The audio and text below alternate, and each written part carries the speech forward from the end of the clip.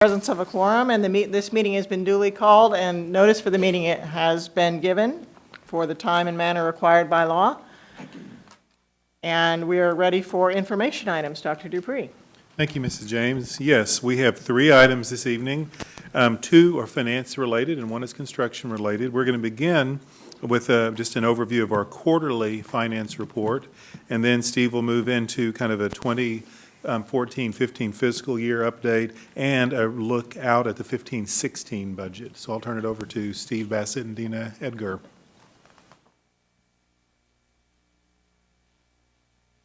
Okay. Thank you, sir. Ms. James, members of the board. We have on the agenda, we have the quarterly financial statement. The amount for all of our funds are in the agenda packet that you have. I didn't intend on paging through all of that, as typically, since you've had it ahead of time. If there are any questions with regard to any of the financials, the investment report, anything on the internal service funds, the capital funds, we'll be happy to entertain any questions that you have. But everything does look pretty good so far, and we certainly feel like we're on track to break even this year on the general fund side. Do we have any questions on the financial report? Well, I would prefer that you did go through it, Mr. Bassett. Okay, all right. If you start off on page 12, page 12 is the first document where you see the general operating fund, and we're comparing year-to-date results through December for 2014 compared to 2013. And based on those 6 months, we have a small operating, excess, 33 million. Again, through the middle of the year, that's just gonna that'll vary depending on the number of days in the calendar and everything. But we do think that we will be ending the year on the general fund side by breaking even or very close to it. Sure. Was there a specific question on the general fund, sir? I'm sorry.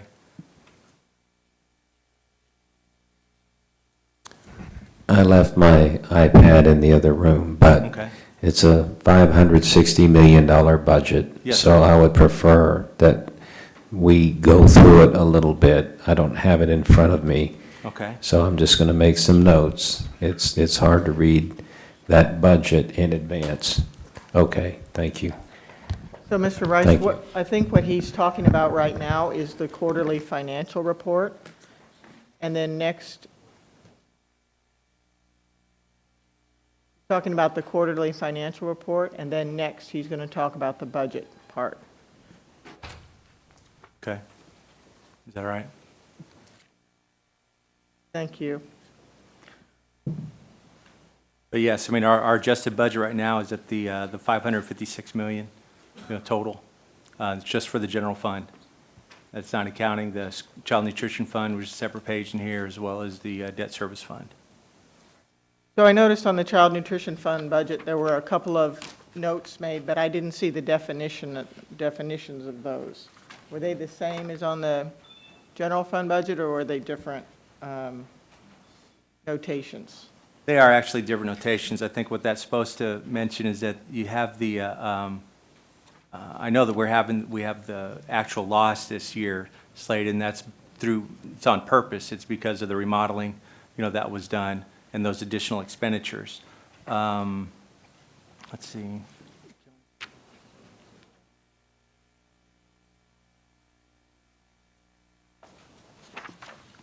The notation for federal revenues is last year we did not book up the commodity report until February. So this year the federal revenue is much higher because we were able to book that sooner than last year. Okay, Based on thank you. reports. So you're comparing the years. I got Yeah, it. year to year.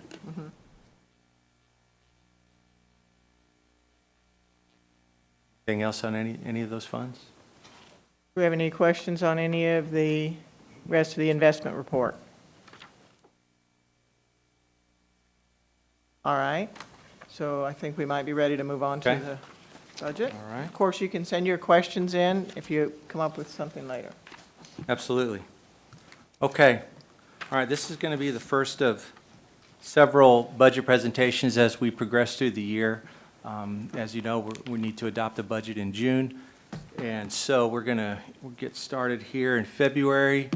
I did want to take a few minutes to just, talk about some of the things we're thinking based on some of the information we've heard. So just to get us started, we have a new governor in place, and one of the first things he talked about with regard to the spending in his spending plan was to just, not add to spending overall. Okay, and it's just a very conservative tone. And whenever he put that out, though, it was before the revenue estimates came out from the new Comptroller Hager. Okay, but there was significant revenue growth in the revenue estimates, and I'll talk a little bit about what that was based on from an oil perspective and all, because that's certainly very interesting. One of the main things out there that's looming is the school funding lawsuit. We don't expect major changes on the school funding side. We do think that they'll save everything to see what happens with the Supreme Court, and we anticipate that manifesting itself in a special session sometime during 2016. We were thinking initially spring, but now I'm hearing summer, so we'll have to see. But I don't think that they're going to completely be able to revamp the formulas during a special, unless it's in a special session. During the regular session, there's just too many things going on for them to focus on it. At least that's what I've seen so far. And the oil prices, I think everybody's excited about it whenever they go to the pump. But when you think about it, it certainly will have an effect on Texas and the Houston economy, and thus our economy. Overall, the cost of doing business throughout the country is going to go down because energy prices are lower. So we are expecting the U.S. to finally be growing at a faster rate than the state of Texas, which hasn't been the case in the past several years. But we still are anticipating growth in Texas. It's just likely to be at a slower pace. But anyway, based on everything we're hearing now, based on everything with regard to the legislature and the messages that we're getting across to everybody is the need to budget conservatively. And, with that in mind, one thing they're always doing, and again, this is something that we always need to be focusing on. We're talking to the BCC and our district leadership about what action can we take to improve our funding stature. What can we do to improve revenues, local revenues? What can we do to avoid costs? What can we do to save on costs that we're spending? And so we're always working on that. And so we're trying to figure out ways to keep our budget tight and to channel it into the things that we need to do to be successful with our mission and to improve efficiency. All right, with that said, I'm going to spend a little bit of time on revenue, really a lot more discussion on revenue, so kind of a revenue primer, if you will. And certainly we'll talk about expenses some today, but at a more high level. But I wanted to give you guys a review on the main components of our revenue. The two biggest pieces of our revenue are based on local property values and then the state revenue. Okay, so the local property value is driven completely by our taxable assessed value, which is what's represented here. We're anticipating growth this coming year of 8.5%, local value growth, which is still very strong. And it's based on our conversations with Glenn Whitehead over at the Appraisal District. Very healthy growth, as you can see, so we're happy about that. And so just so you know, how are things split out on the local value side? 78% of our local value is residential. You have commercial, 13.9, industrial, 4.9, utilities, another 3.2. It's really about residential with us. Certainly the others, play a role, but the residential property is really the main thing when it comes to our property value. So this one's straightforward. Now, what's not nearly as straightforward is state revenue. So let's spend a little bit of time talking about what we're thinking with regard to state revenue. And we got some information from our friends at Moat Casey and Associates, some of the things that they're thinking at the state level. So the new comptroller presented his initial revenue estimate on the 12th of January. And if spending was going to be the same, okay, if spending did not increase, okay, we would have a surplus of $18 billion for the biennium. Okay, so that's $9 billion each year, which is a significant gap. One of the biggest drivers of that revenue is the increased property values.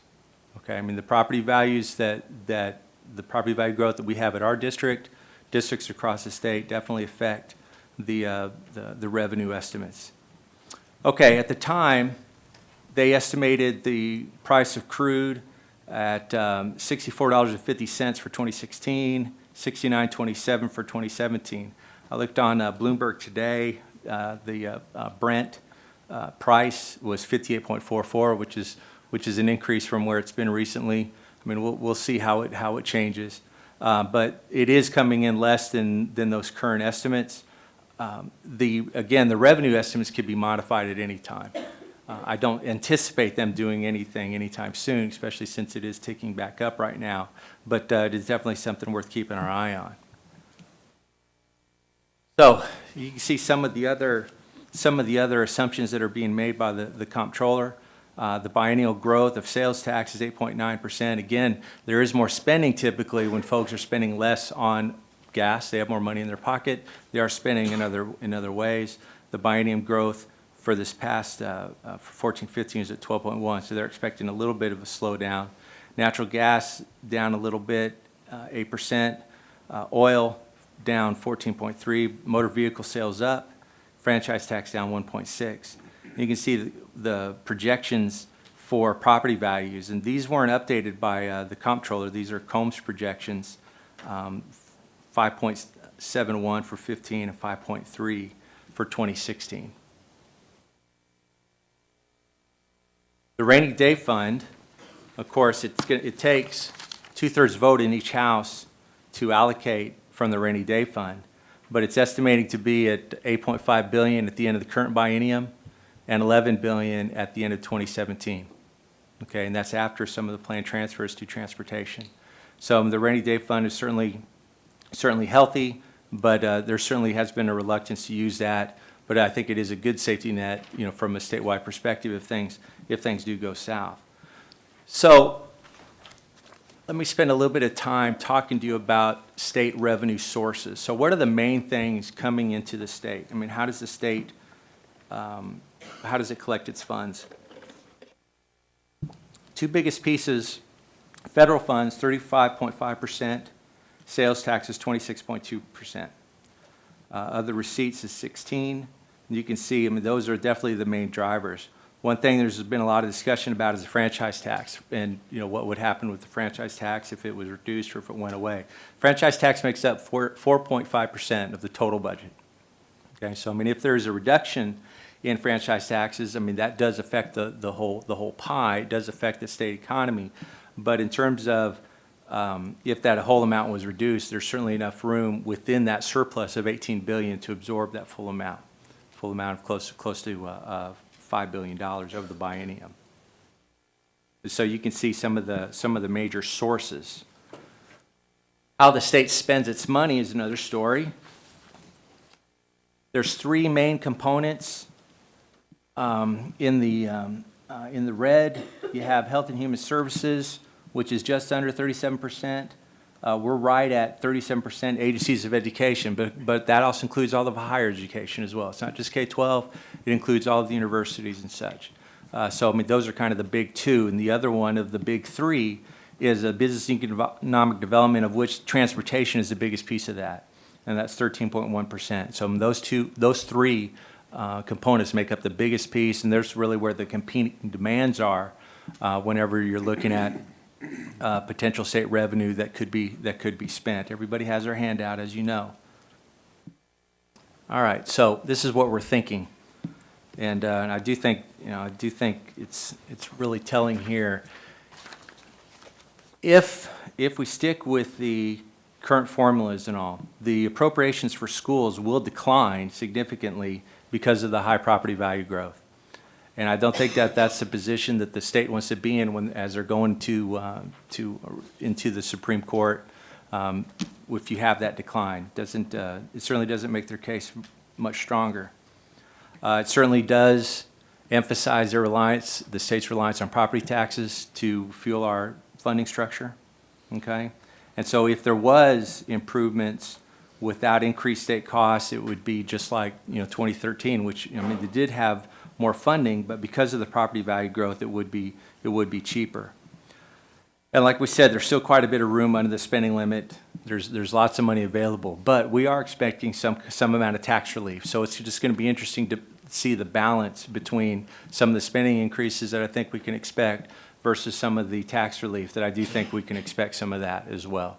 There's some of that in the Senate budget, less in the House budget, but the Senate budget certainly has a fair amount of tax relief in there. So before I move on to any of our specific information with regard to the district, any questions on the state? Yes. So on the franchise tax, Yes, sir. 4.5%, and I want to make sure I understood you correctly, Mr. Bassett. If the franchise tax is eliminated, and there has been talk of that, you're saying that represents about a $5 billion decrease in funding to public ed. Right. So where would they make that up from? I'm not sure if they would. I mean, if they don't increase spending, they wouldn't have to. But what's interesting, I mean, that's if they totally eliminated it. Right now, in the Senate's budget, which is controlled by the Lieutenant Governor, the Senate budget only is calling for a decrease to the franchise tax of $1 billion. And so it didn't show in their initial budget, at least, a reduction of the whole thing. They did have an additional property tax relief of $3 billion, but they had in their original budget a reduction on the franchise tax of $1 billion. So they're not even planning in their first stab at it for it to go away completely. Certainly could. I mean, it certainly could. I mean, anything really could happen. But I think the fact that the legislative, after the Legislative Budget Board put their stuff out, whenever the House put their budget together and the Senate put their budget together, I thought it was very interesting that the Senate didn't totally wipe it out, which they could have as the kind of the first salvo. Okay, so if it were totally removed, that would represent a $5 billion hit. Approximately. But right now, their budget is only eliminating $1 billion. Of the franchise tax, yes, Okay. sir. The other thing I wanted to be clear on is your comment, as our property value increases. Mm-hmm. And I heard you say that's one of the biggest drivers for the increased revenue across the state is the increase in property values. So as our property values increase in our CAD area, it's my understanding the state is going to decrease the amount they send to us by the delta, That's exactly right. right? And so that's your comment. It's not a good position for the state to be in when they're arguing their case in the Supreme Court. It's a good position to be financially if you're in the state, but in terms of them arguing their case, it puts them in a bad position. Because of their over-reliance on property values. Yes, sir. Okay. And so just to give you an idea, we have local property value growth of 8.5%, which is very strong, okay? Now, we had local value growth last year of 9.8%. Our CPTD value, which is the value that the state uses when they put in their formulas, that value growth went up 10%.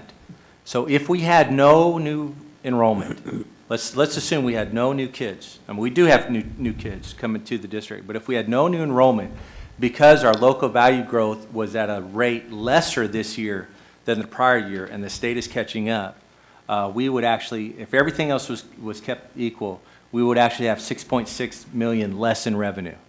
So, I mean, that means that's 6.6 million less that the state would pay to the district. And that's happening, that's happening across the state. Can you move forward to page 10, please? Yes, sir.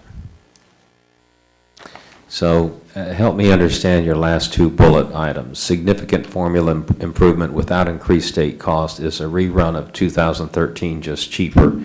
What does that mean? Well, I think the reason why I'm saying that is because the property value growth in the past biennium was significantly higher than the property value growth in the prior biennium. And so because of that, if they did give the same amount of a funding increase, which is what they did before, it wouldn't cost the state nearly as much as it did whenever they did the partial restoration. Cheaper for the state. Yes, sir. Okay, and then the last one, still quite a bit of room under the spending limit, lots of money. Right. I'm not following, what do you Well, mean when you by have right now, the revenue estimate over if the spending was the same biennium to biennium, the excess revenue is 18 billion for the biennium. Okay. Do you have any idea what the projected budget for this biennium is going to be? Well, I think it's going to be close to the 205 billion range. And what was it last biennium? I don't have that with me. I could certainly get that to you.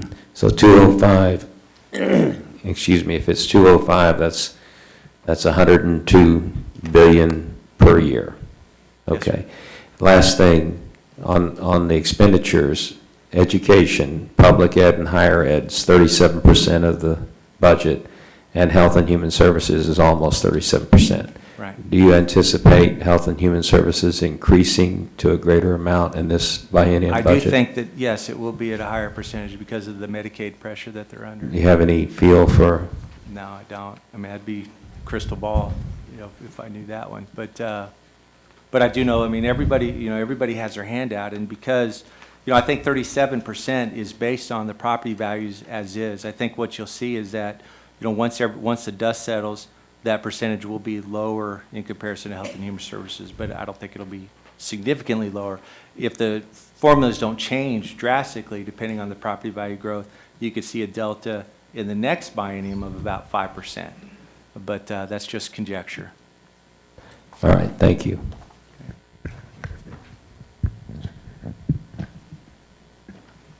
Do we have any other questions at this point? All right, Mr. Bassett? All right, we will roll on. Okay, so with that in mind, what influences our state revenue? The biggest driver is enrollment. Okay, now the fact that we have additional enrollment, and this is based on the, and we'll show you the projections here in a little bit, but the enrollment growth that we're expecting equates to about 10.1 million in additional revenue. Our average daily attendance, I mean, we get paid based on average daily attendance.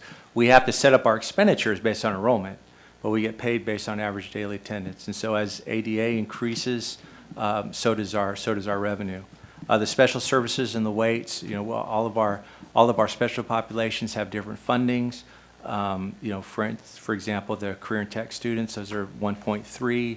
Bilingual is worth 1.2, and again, this is all part of the formulas. But what happens with the property values has significant influence on our state revenue. And again, as I mentioned, when you look at the prior year comptroller values and the growth that you're expecting in the current year, that unless you're growing at a faster rate than what the state is catching you up at, you would have a decrease in revenue if your enrollment stayed the same, which is the situation that we're in. Another thing that's affecting our state revenue this year that isn't listed here, because it's not something that affects us every year, and that's the elimination of Rider 71, and that was the fact that in the last biennium, whenever the states were passed on over whenever the state passed on to the school districts more of the responsibility to fund TRS, that affected us to the tune of about 5.5 million. They helped us with about 4.8 of that, but that amount is being removed. And so anyway, I don't see them restoring that. I do see them coming up with some of that in the basic allotment, and we'll talk about that here in a minute. Free and reduced percentages certainly have an impact. Our state comp ed is based on the amount of our kids that have qualify for free and reduced, and the funding for those kids is at 1.2, so it's an additional 20%. The special education population certainly affects the numbers as well, and then the career and technology, and then how much we utilize our teachers in terms of those teachers having career and tech students in their classes, because again that affects our revenue. There's a lot of moving pieces on the state formula side, and hopefully, I mean, I'm very hopeful that things will get simplified as a result of the lawsuit. So what is the enrollment that we're budgeting for right now is at 73,082. That's the least likely scenario from the demographer, so we're trying to be conservative. Just so you know, the demographer overall, I mean, especially considering it was the first year with our district, they did a fantastic job of projecting the number of students district-wide. Now, there were, I think, some misses campus to campus and within grades within the campuses, but overall, they missed it by just 0.19%. So that's very good considering there was their first year with us doing our projections. So we feel pretty good from a revenue perspective using this estimate. Okay, so I'm not going to spend too much time on the federal side. I mean, the biggest piece of our federal money is the Medicaid reimbursement. And as you can see, it amounts to, on the general fund side, just about 1.3% of our budget. I mean, it's not immaterial because it's over $5 million, and we certainly count on it. But the biggest pieces are the local and the state, again, with the property values driving that, then the multitude of things with the state driving that number. So we're in the current year, we're at 45.6% of our money in the, from the state perspective. Okay? All right, so we're going to transition to the other handout that you have, the budget development handout. This one here. We're going to transition to that here in a second. But what I wanted to leave you with before we go there is in terms of the timing of our budget development. So we're going to be talking. We're going to talk through these sheets with you and show you where we're at now from a budget perspective. But what we're thinking with regard to February is, there's some essential campus and on-campus staffing requests that we'll talk through. And what we see happening in March is based on, the projections, and we just got the updated projections from PASA based on all the changes from the feeder patterns and the boundaries. And so we're working on those. The kids are going through their course selections and all that kind of thing is going on. And so hopefully we'll be able to bring any changes we're anticipating from a campus perspective, hopefully we'll be able to bring those in March.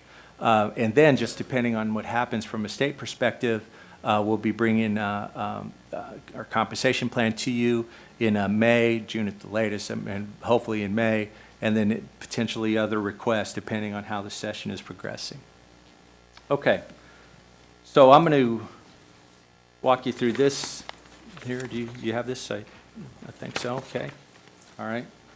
You have the table of contents, but you have the 3-year general fund comparison. Okay. And so just to reacquaint you with everything, we have an adjusted. I'm going to start where our adjusted budget is. We have an adjusted revenue budget of $559 million. That's a reduction from the adopted budget, slight reduction because we moved extended day. The extended day program was embedded in our general fund. We're moving it back out to an enterprise fund, as we discussed whenever the physical strategy was adopted, so that we can really kind of put everything in one area. It makes it easier to look at, makes it easier for us to analyze because we are treating that as a business.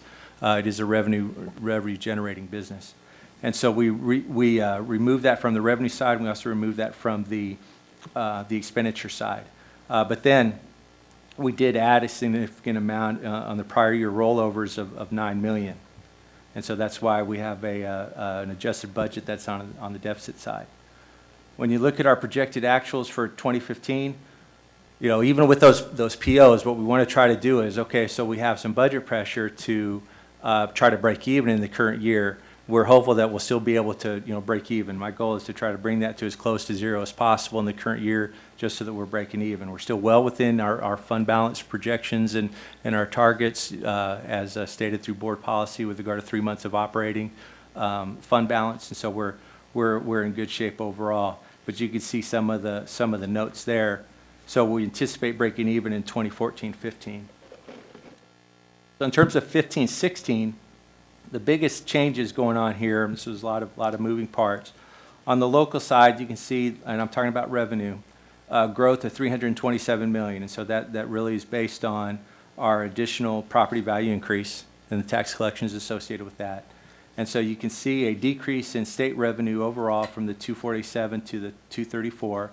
So that's with because of the lowering of the CPTD. It does include the enrollment growth. What we're doing here, though, is that we are assuming a small increase in the basic allotment, okay? Based on the Legislative Budget Board, their comments, and the House budget, Mo Casey had put together some projections based on some of those numbers, spreading things out evenly based on the current formulas, and they're anticipating an increase to the basic allotment, which would have yielded us, if it came through exactly that way, to the tune of about 16 point, how much? 16 point? 16 and change. And so what we're doing for this, though, is we're assuming 50% of that. We're assuming 50% of that as a revenue based on the, what we're kind of reading in the tea leaves. I mean, when you look at everything that's happening from the legislative perspective, you see what's going on, and you see the revenue estimates. Based on our experience, we certainly are anticipating some amount of new funding, and we think that that's a very conservative estimate at this time. Okay, not expecting too much of a change on the federal side. And so what this, again, we're looking at the expenditures here for the first time. This is really our work in progress and trying to put our budget together. Whenever we're in the early stages of our budget, of course, the board adopts a budget on a per function basis, adopted on, instruction and counseling and extracurricular, and you do it on a, per function basis. Well, we do our forecasting, though, based on an object code basis, because it is easier to forecast that way. As we get closer to adopting the budget, we will spread it out based on the function codes. We'll also show it to you on the object code basis, which is what you're, get used to seeing, month after month. When we look at our salary and benefits estimate for 15-16, we see things going up to the 493 range. You can see some of the assumptions that are in there. We have new staffing included, and we're going to go through that in detail here in a little bit.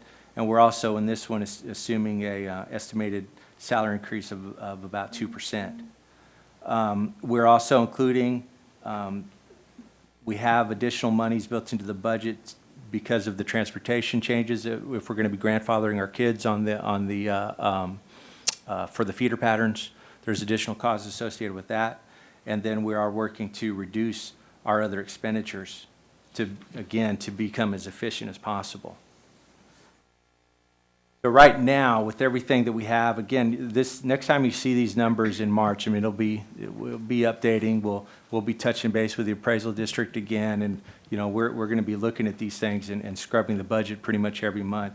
So every time you see things, but this plan would show a small surplus of just under $2 million. If you go to the next page, you can see some of our major assumptions. And so this is in the format that you're used to seeing whenever you do adopt the budget. But again, these are our earliest budget assumptions. We assume a small increase in the basic allotment at half of what's projected by the Legislative Budget Board. Right now, the basic allotment is 50-40, 5,040 is the basic allotment. We see it going up to the 134, which is a little less than 100 per student on the basic allotment side. Some of the other major things here, you have the projection enrollment, the low growth scenario, as you saw on the one slide, of 73,062. We have our ADA 95.7. You see the little bit lower, you see the estimated cost of the salary increase at 8.4. We are going to go in more detail on that additional staffing, and you can see some of the other assumptions that we have there. Okay.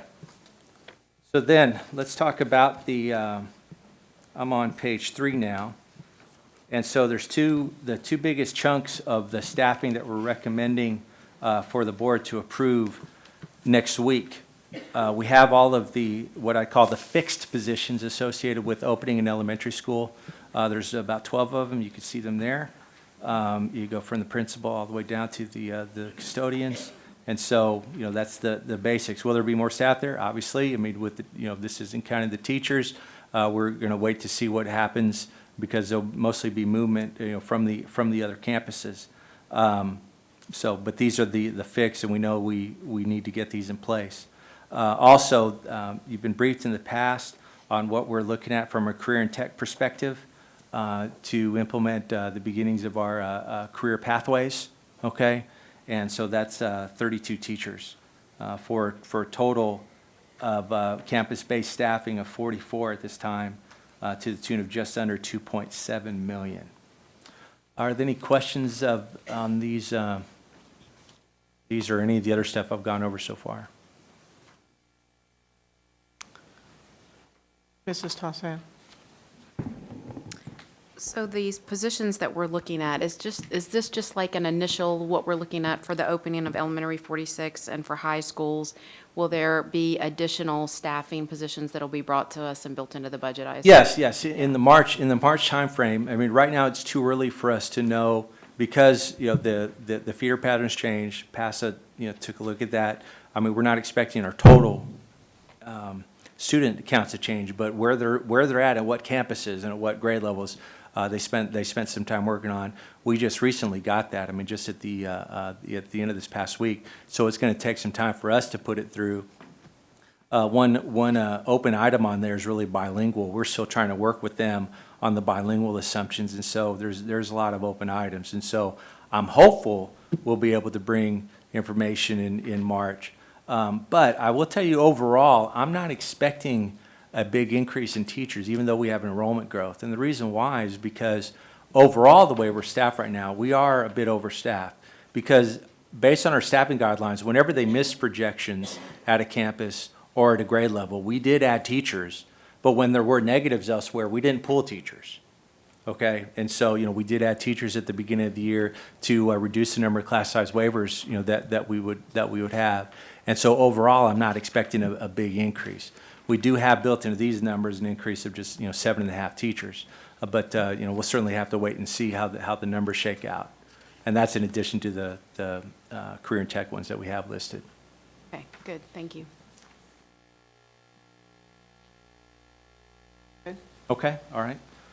All right, so that's on the campus side. On the non-campus, I'm on page 4 now. And you were provided detail on these jobs with the org charts, job descriptions, and in the memo, you had the justifications and how we'll measure success with these folks. In the CNI area, we have the district registrar. Really, we're trying to get consistency throughout the district, registrar to registrar, to minimize any kind of mistakes that would impact the students. We feel like we need an assistant director in fine arts. Certainly will get us more in line with the comparable districts. From an HR perspective, there's 5 positions we're looking at. We're trying to improve our processes, reduce overtime. We also are trying to react, to the feeder pattern changes, make sure we can implement those properly. We have an increase in the grievance and investigation workload, and so this is all a reaction to those things here. On the transportation side, for Lake Olympia, we need to add an assistant director of transportation. And so, again, that's part of all the routing associated with the feeder patterns. And so then on the business side, we're looking at adding a SHAR specialist. This is really going to be a revenue offset. We think on the federal side that there's a lot of costs that we're not recovering from a special ed perspective, that we think if we were doing more billing, that this person could definitely pay for themselves. And actually, I think that there's a potential for that revenue amount to grow for at least $1 million per year. One thing, whenever you look at, revenue from SHARs, it's not really revenue, it's cost recovery. It's just so you make sure you understand, we have costs that we incur to support special ed kids that qualify for Medicaid. And so we have the ability to recover those costs, but there's a lot of things you have to do from a compliance perspective and to keep track. There's some districts that just kind of blow it off. But we put a lot of time and effort into it because it's certainly well worth it. And we think we're leaving some money on the table there. Then from a payroll perspective, we're going to be taking over supplemental pay from HR. And then also there's going to be some additional reporting requirements for the ACA, the Affordable Care Act, that we have to endure, especially with regard to substitute tracking. And so that'll be interesting to see how that goes. Be happy to take any questions on the general Yes. fund on-campus staffing. Mrs. Tosan. A couple of questions. First of all, on the SHARs, are we able to go back and recover from years past, or is that just going to be something going forward? We're able to go back. I think that there's a statute of 2 years, I think. Yeah, and we recover in the cost report. So the cost report lag, it's 2 years later. Please And use a then- microphone because it's being recorded and. Sorry. So how SHARS works is you do your regular billings throughout the year, and then we get monthly recuperation for that. 2 years later, we do a cost report, and we go back to that year, and we get a significant amount of money. It's like $6 million, $7 million. Okay, so we would be able to go back a couple of years and make sure that we got paid for all of our. And that's what the cost report effectively does. Other question, the district registrar, is that going to be a person that is skilled in, because it says investment needed to ensure accurate graduation data, conduct transcript audits, and train registrars to ensure district-wide consistency. How does that tie into Naviance, or does it? I can relate to that, Ms. Chassan.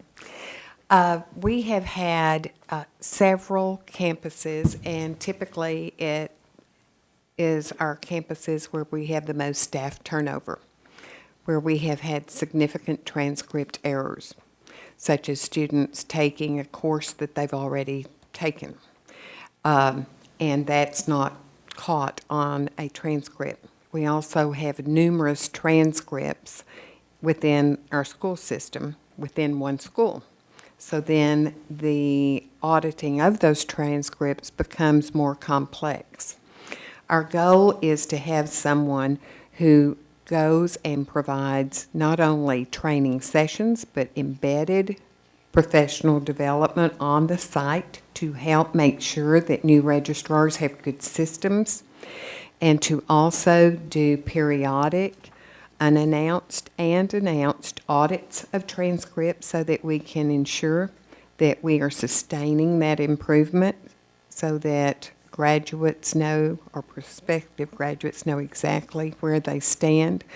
We've been doing some of those duties through some supplemental pay, and honestly, the people that we've been using, it's just been exhausting for them because it's all the effort has been on the cleanup and on redoing it over and over and over. And so instead of doing that, we would like to hire someone so that we train people to do it right from the beginning and monitor that they are doing it right, and then gradually move toward having a Fort Bend ISD transcript that is easily discernible, easily audited. But all of those are pieces that would fall under that person's purview. And I assume all that is going to tie into the Naviance program? that Yes, we- yes. That person would report to Dr. Garcia, and she also oversees the Naviance. So yes, your 4-year plan is a big piece of that. And if there were errors, then that would be where they would go to look. Thank you. But the bigger piece is not the Naviance. It's on the accuracy of maintaining the record. The counselors do the Naviance. That registrar is to make sure that we are accounting for what they're doing, not planning what they're doing, accounting for what they're doing. So they're really they play together because we have a 4-year plan. We plan, and we should be taking what we plan. And that's the counselors and Naviance. But we also have to make sure that when students take things, that it's being recorded and maintaining accurate records. Thank you. Bailey? I have a couple questions. The new payroll specialist, the supplemental pay, can you describe that to me, please? Well, the supplemental pay process is going to be moving from HR to finance. And so there's like a 0.75 FTE associated with that. And then the additional work that person will be doing is some of the record keeping associated with the Affordable Care Act. So give me an example of supplemental pay. Oh, okay. So if tutoring, for example, I mean, if somebody's tutoring, it's beyond their contract and they get paid additional for that. That's an example of supplemental pay. There's a lot of supplemental pay going on at the campuses. So do you think this will improve streamlining when these teachers are not getting paid and they're constantly having to wait? That is Send certainly our more goal. and more emails to get their supplements. So is this the reason why, to move it into yours? I mean, yes, I think so. I mean, we're just trying to simplify it and try to get these folks paid as quickly and accurately as possible. And on the salaries, does this include the total here? Does this also include the employer costs too? Yes, this includes, this is fully loaded benefits and everything. Okay, so on this consultant for the feeder pattern changes, Yes, that's in HR. I don't really see that going longer than a year or two. Why is this a permanent position? And this is also going to have to be someone who knows our district very well. I can't see somebody outside of the district doing this, but to me, it just seems, I can see a year or something just to help the campus adjust, but when we approved feeder patterns, I didn't expect another expense to come with it. I understood the transportation. Definitely agree on the other assistant transportation director. But on this one here, I just have issues with. I can see contract like some of these bond ones are. Yeah, But this one, that's a lot. for Sure. Just to track No, Miss- transfers yeah, and I don't know eighth if- graders and. Yeah, Ms. Bailey, one thing that we are doing, and there are some things, next time you do see the staffing, especially whenever we come back later in the year, you will see some actual minuses. I mean, there are some positions that we have planned for redirecting because things have changed, and so that's certainly a possibility in the future for this position. We don't know how long, this will take. Is it a 1 or 2 year? Probably. But, we would assess at that time, and it would certainly, be a question that could be discussed, in the future. But we certainly have the need, and it needs to be funded on the general fund side. And so typically, whenever you're posted on the general fund side, you don't say, hey, this job's going to last for 2 years. That that doesn't work that way. But it's something we keep an eye on as a future opportunity. Okay. I'm just kind of worried because as we talk about state funding and we seem to be adding more into admin, and some of these, obviously, I agree with. The consultant, I do have issues with that one. Ms. Bailey, Yes. I'll have Beth speak to that, the consultant role.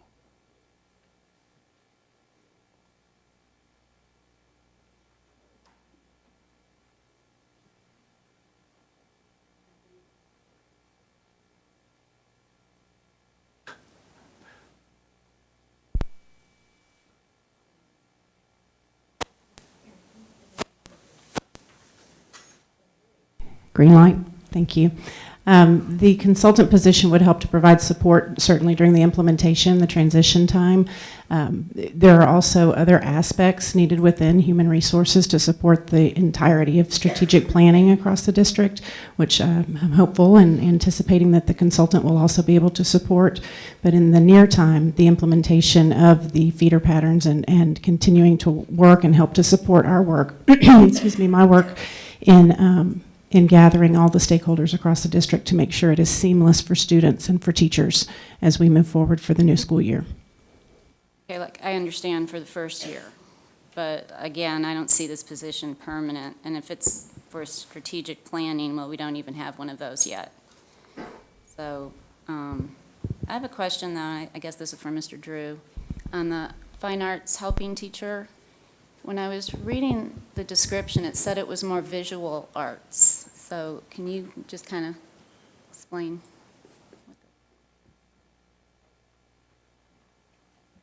Sure. Currently, we have 2 administrators that work in the Department of Fine Arts, myself and a fine arts coordinator. So with the addition of these 2 additional administrators, we're restructuring the fine arts department so that we have an administrator in each of the fine arts areas. So I'll be primarily responsible for instrumental music. We'll have an assistant director who could supervise our choral and elementary music programs. And then we'd like to hire a coordinator that could take care of dance and theater. And then we would have a helping teacher that would do visual art. Okay, that's what I was just trying to make sure. Okay, thanks.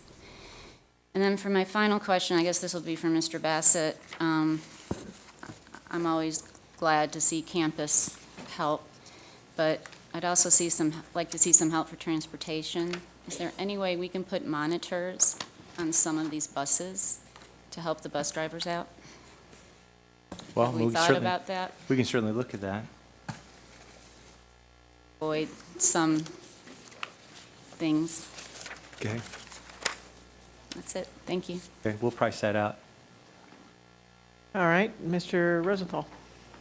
Yeah, I had some similar concerns, so I don't need to go through them, but I agree that that consultant position, I can see us certainly needing that for the next year, you know, or at least 6, 8 months, you know, to make sure everybody knows where they're going, and you're going to have all kind of, you know, maybe special scenarios where, you know, dealing with transfers and whatnot, and but yeah, I just a little hesitant about adding too much because I don't see that going forward much past the year one.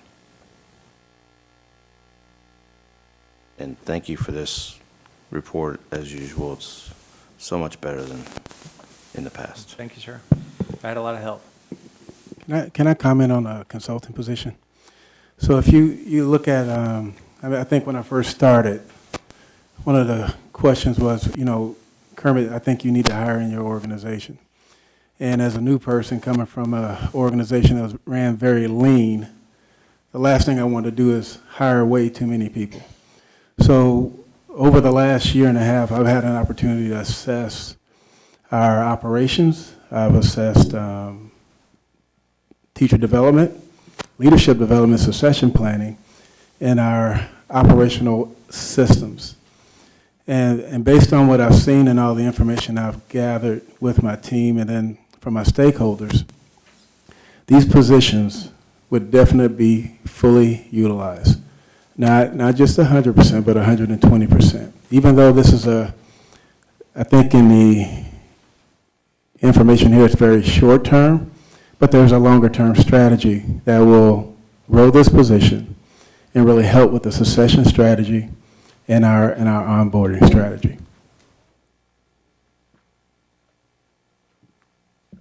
Thank you, Mr. Spears. I have a question of an acronym, and I don't know what it is. It's the one right next to SHARS. It looks like MAC. Oh, Medicaid, I'm sorry. Is that Medicaid? Yes.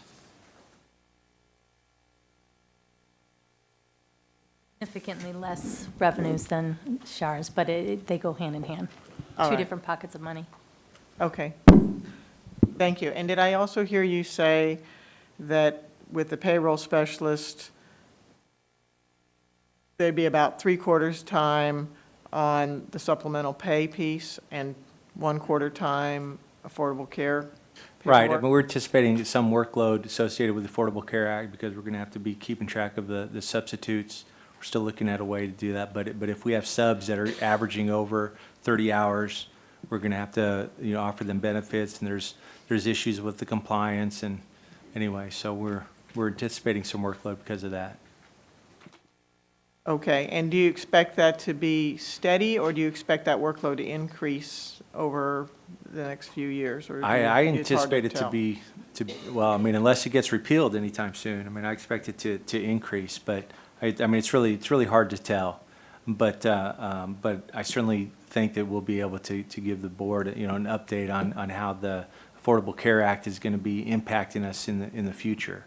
And, but we definitely know this is coming, and we have to be able to be compliant. So we have to keep up with the hours that substitutes are working, Right. and we have to keep up with whether or not people are signing up for the Fort Bend ISD health benefit, and if they're not, why they're not, or what else they're doing. Right, if they're That- going to the exchange, or if they're just going to their spouses, and, right. Okay. All right. There's a lot of moving parts in the ACA area, in the benefits area, no doubt. Yeah, yeah. And we are later during the year going to be, because the benefits are such a big piece of our budget, we are going to have a kind of a benefits briefing later between now and June. And when we do that, I'd be interested to know what this piece of it looks like, because I'm curious about the administrative costs that are involved in keeping up with it all. So, Okay. And I, too, like the idea of the assistant director at Lake Olympia, because I realize the need for good administration in the bus barns, and keeping up with the scheduling, and keeping up with the maintenance, and keeping up with all the things that have historically fallen by the wayside. So looking forward to having a good organization for that. Okay. Do we have any other questions so far? Then there was, so you have the other sheet there. The last sheet are the recommended staffing changes. And these are from other funding sources. And so you have several there. You have, on the purchasing side, an additional buyer to help with the construction, additional purchasing specialist. Then you have this is new, I'm the Director of Enterprise Funds. Definitely think there's a lot of opportunity there, multiple ways for us to either increase our revenue or save money. And so that's what that person would be doing. We'd have a project manager on the IT side that would be bond funded. We have a bond finance manager that would be bond funded, as well as an executive director of design and construction that would be bond funded. Then you have 3 positions that would be funded through the extended day program. We definitely think we have some growth opportunities there. And then we have a director of teacher development on the C&I side that would be funded through Title II, and the helping teacher that was mentioned before that would also be funded through Title II. I'd be happy to take any questions on any of these. Mr. Rosenthal? Can you just remind me what Title II is? Title II is, you have the biggest pieces of our budget that are federal monies are just Title I, which is based on our free and reduced accounts and such, and then also IDEA. Title II is a separate allocation, and it really can only be used for professional development. Mr. Rice? Mr. Bassett, I was just going to ask you, I'm sure I know what the answer is, but I just want to ask you, you've looked in your crystal ball at our revenue, and you feel that you're taking a conservative approach, but we can still afford these positions that you're recommending? Yes, sir. Okay, thank you. On all the funds. I mean, not just general fund, but all the funds. All right, Mr. George? Yeah, I have a quick question. Maybe you would explain to me what is Director of Enterprise Funds means. I mean, Okay, so you have the extended day program, which is an enterprise fund. An enterprise, you have the general fund, we have debt service, child nutrition, we have internal service funds like the workers' comp. An enterprise fund is a fund that a government entity can use where you have more of a business operation, where you have more outside revenues coming in, and then you have the expenses associated with that. So it allows you the opportunity to have everything in its own fund, so you can do more analysis and treat it more like a business.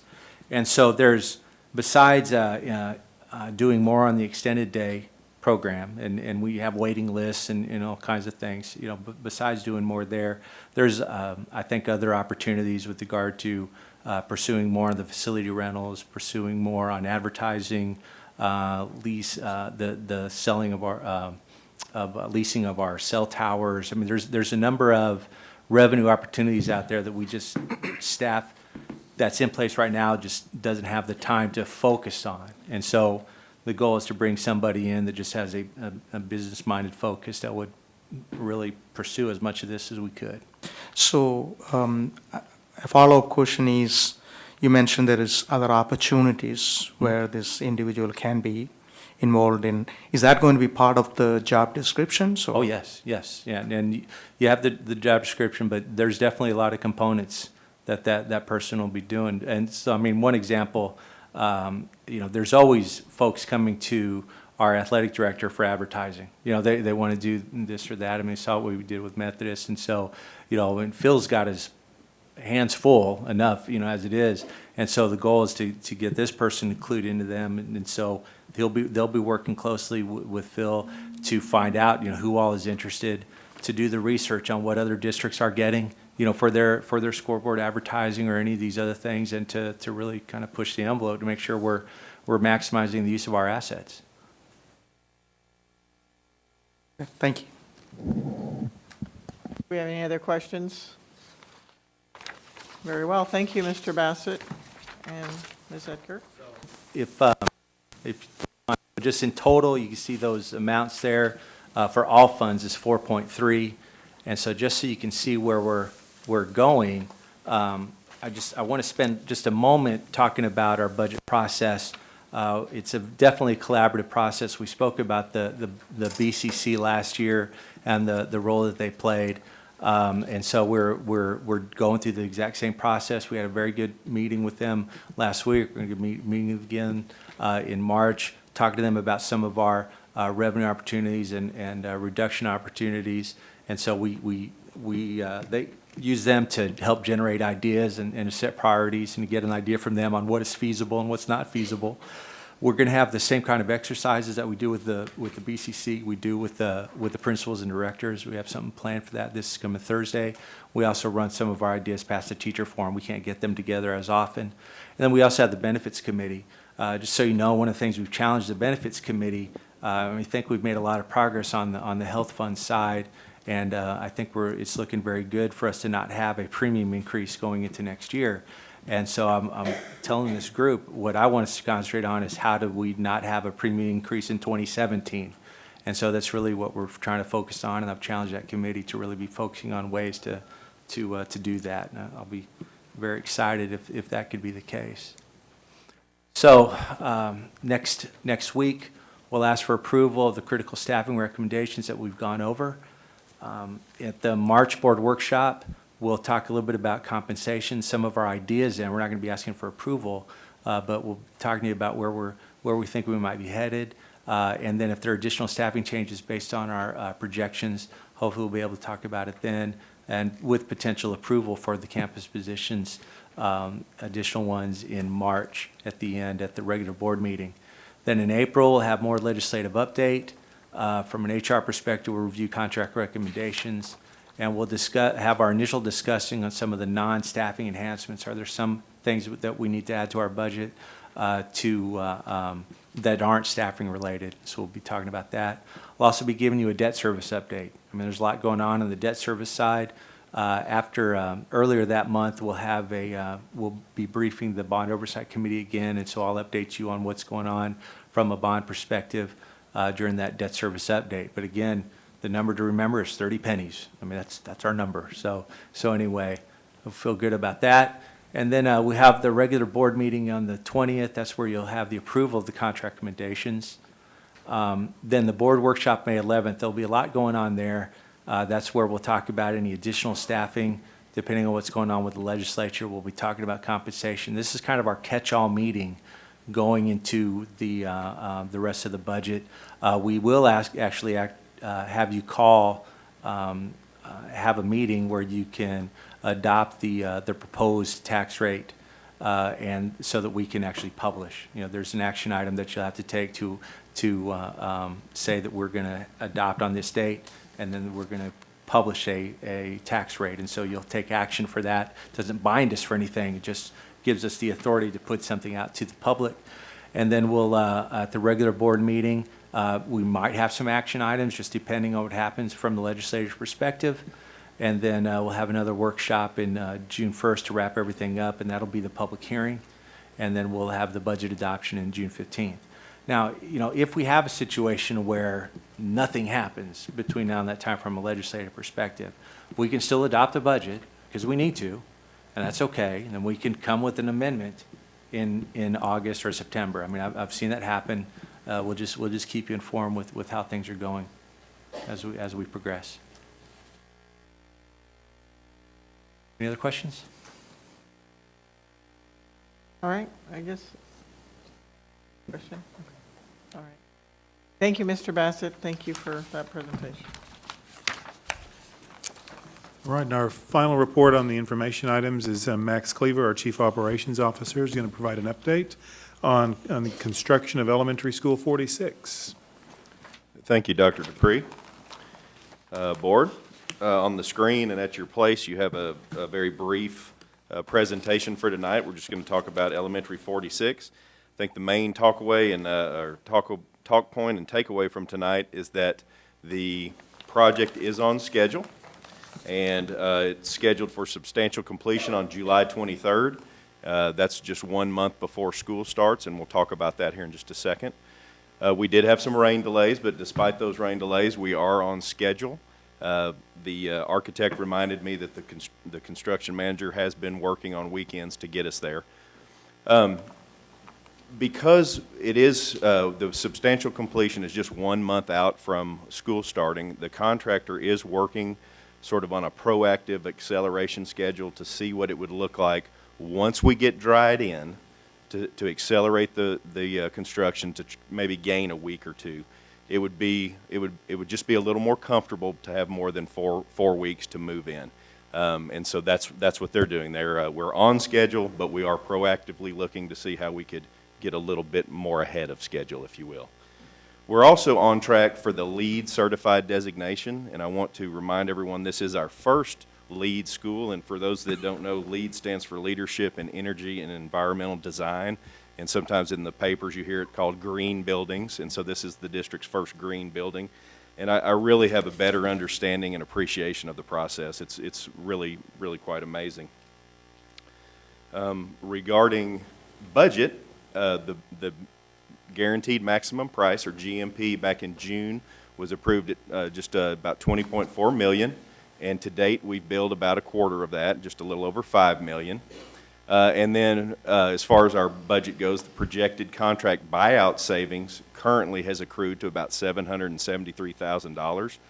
And to give you an idea of what buyout savings actually means, is, it's, I kind of wrote a definition, but then I'll explain. So buyout savings is savings realized through eliminating duplication effort on subcontracts.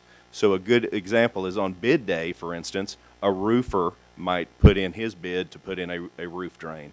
And then on that same day, the plumber might put in a bid to put in that same roof drain. So as the construction manager scrubs those bids, only one vendor obviously would do that work.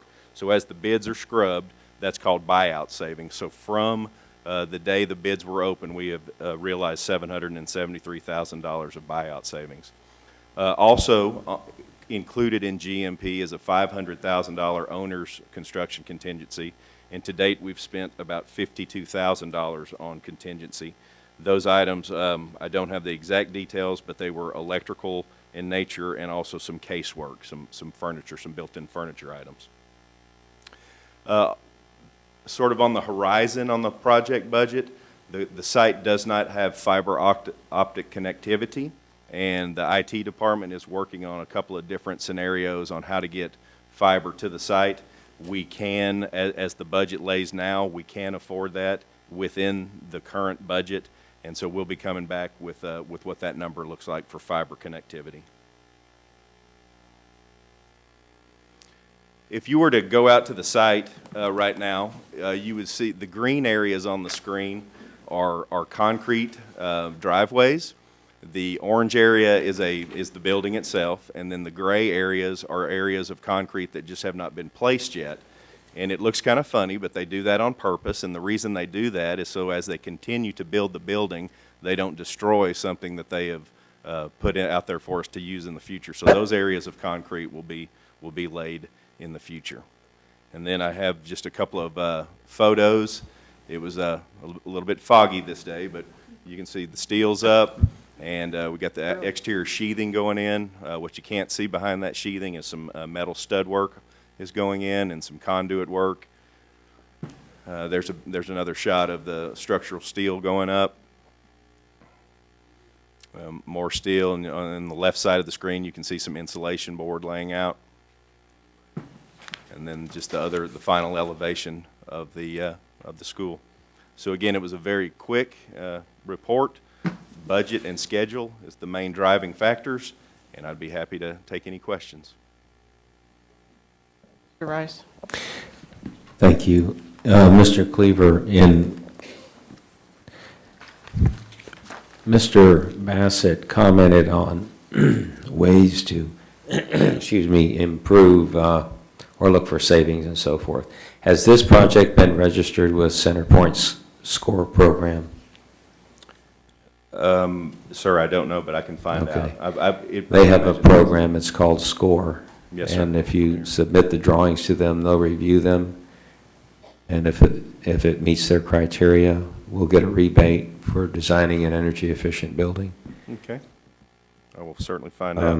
And then I was going to ask, when will you begin the construction cost audit of the CM at risk contract? We haven't made that determination, but we'll be looking for that person. I've talked to Steve about trying to get someone on board. And we'll be Yeah, looking for that person. since you're going to finish the job in 6 months, it might be a good idea to start it Okay. sooner rather than later. Okay. And who's putting in the fiber optic utility to the site? Is that going to come from Comcast or? No, sir, the quotes I've seen one from Windstream, and then Mr. Pham. We have two quotations, one from Windstream and the other one from Phonoscope. How far do we have to extend it? We have to connect to their point of presence at the Austin High School. So they have to take it all the way to Austin High School and pick it from there to go all the way back to here. Okay. Mr. Cleaver, you commented on looking at an accelerated schedule to make up, what was it, 4 weeks? We currently have 4 weeks from substantial completion to the day school starts. I would like to try to gain 2 to 4 weeks more. Would they charge us extra for that? That's to be determined, and we're going to work with the construction manager. I believe they were going to get us something by this Friday for us to start looking at. So, okay, I note the buyout savings, but is there a shared savings percentage for us? No, sir, all savings accrues back to the district. Okay, so do they really have an incentive to save anything? I think so, just to be a good contractor and to make a good name for themselves. Okay, thank you. Mr. Burdine? Mr. Rice actually asked one of my questions about the fiber optic cable, but when this building is complete and we landscape it, who's going to be responsible for maintaining that? I know we talked about Aliana maybe helping with that. Is there any more word on that, or? That, we have not finalized that, but my hope would be that Aliana would have a landscape easement, the 20-foot buffer. That's my hope. Thank you. Mrs. Tossan? So if we're looking at getting them to accelerate and get us in a couple of weeks earlier than projected, my question was, is that going to cost us any more? It could, and that's why we want to see what they're going to offer, see what kind of solutions they have, and we'll work through it and see if it's something we want to do. Okay, because so my question, I guess, Mr. Rice, his question answered it. The $773,000 in buyout savings, that's real savings. Yes, That's ma'am. real money. So we're projected right now at coming in under the 20 million. That's correct. Okay. That is correct. So when will we get that estimate from them for the acceleration? I believe we're supposed to start talking with them on Friday the 13th. No, this Friday the Good luck. 13th. They're supposed to send me some information. Okay, thank you. All right, Mr. George? Yeah, my question is, you mentioned earlier this 4 weeks time frame. Do you consider that is enough time to move in and the school open in August, whenever we are going to be opening school in August? Do I think it's enough time? If everything fell into place exactly perfect, it would be plenty of time. But things don't always go exactly as planned. And I guess about 8 years ago, when I opened 4 schools in one summer, and I took cafeteria tables on a Sunday night at midnight for a 7 o'clock breakfast, I said, there's got to be a better way. And so we're going to try to make that not happen again. So obviously, when you make that decision, you're going to consider the costs of Absolutely. acceleration versus the benefit. Yes, sir. And getting the because we've got to get the furniture in, the building has to be ready, and then, you got to get the teachers in, get the teachers comfortable. And so that's that takes some time. Thank you.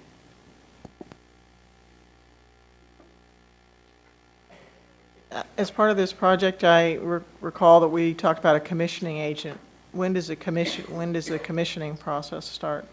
Commissioning has been going on since the design, and so the Okay. commissioning agent is still on board with us and will be on board through the entire build, and then plus on the opposite season inspection.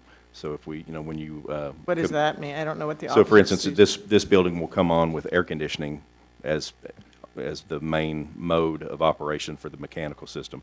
That same commissioning agent would come back in the wintertime when the heaters are on to look at the heaters as well. So the commissioning agent is with you from design to the end of construction and then to the next season of the next heating or cooling cycle, so that you have a full range of operation.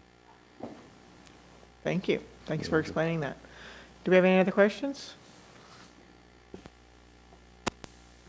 Thank you very much, Mr. Cleaver. Thank you. Appreciate your update.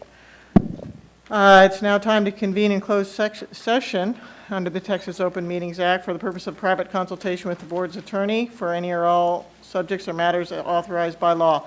Board's now convened in closed session.